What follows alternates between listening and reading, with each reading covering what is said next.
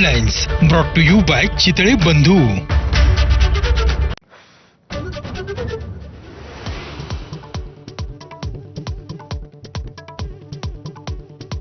वैष्णवीच्या बाळाची हेळसांड करणारा आरोपी निलेश चव्हाणला 3 जून पर्यंत पोलीस कोठडी. शिवाजीनगर कोर्टाचा निर्णय. नेपाळ बॉर्डरवर पोलिसांनी निलेशला ठोकल्या होत्या बेड्या.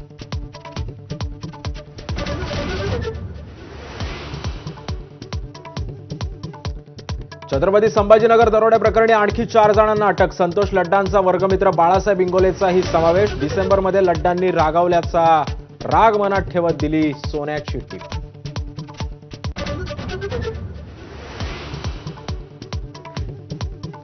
डोंबिवलीतील पलावाच्या अर्धवट पुलासाठी दोन्ही ठाकरेंचे पक्ष एकत्र. मनसेकडून बॅनरबाजी करत सत्ताधाऱ्यांवर टीका.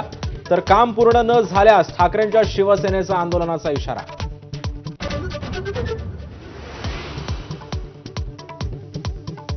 भाजपचे प्रदेशाध्यक्षपदासाठी रवींद्र चव्हाणांचं नाव जवळपास निश्चित.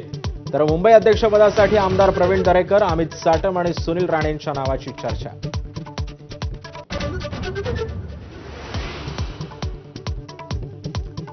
दोन्ही राष्ट्रवादी एकत्र येण्याबाबत शरद पवारांचं पुन्हा एकदा वक्तव्य. राष्ट्रवादी एकत्र येणार का असा पवारांना सवाल.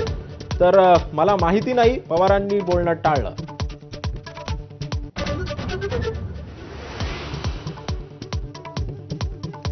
धर्मांध आणि जातीयवादी शक्तींसह पवार जाणार नाहीत, संजय राऊतांची खोचक टीका. तर अद्याप विलिनीकरणाबाबत कुठलीही चर्चा नसल्याची महसूल मंत्री चंद्रशेखर बावनकुळे यांची माहिती.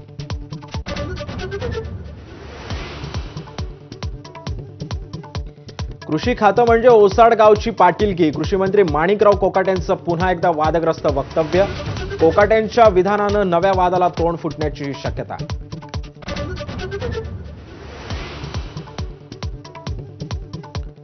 हिंदी आता मुंबईची बोलीभाषा झालीय. परिवहन मंत्री प्रताप सरनाईकांचं वादग्रस्त वक्तव्य.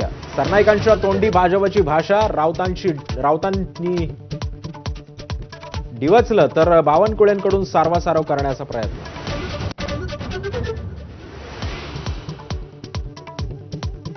साई संस्थांच्या दानाची मोजदाद करताना चोरी. बाळासाहेब गोंदकर नावाच्या कर्मचाऱ्यानं चोरले लाखो रुपये. सीसीटीव्ही तपासल्यानंतर चोरीची घटना उघडकीस.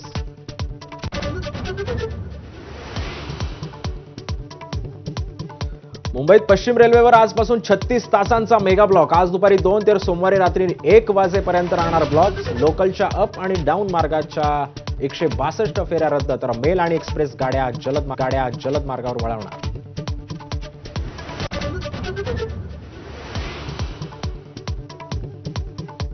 मराठवाड्यात मे महिन्यात झालेल्या पावसामुळे 25 जणांचा बळी तर 29 जण जखमी. शेतीसह प्रचंड नुकसान.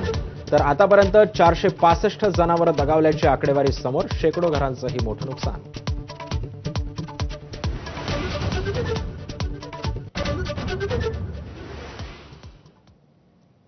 नमस्कार, मी सिद्धेश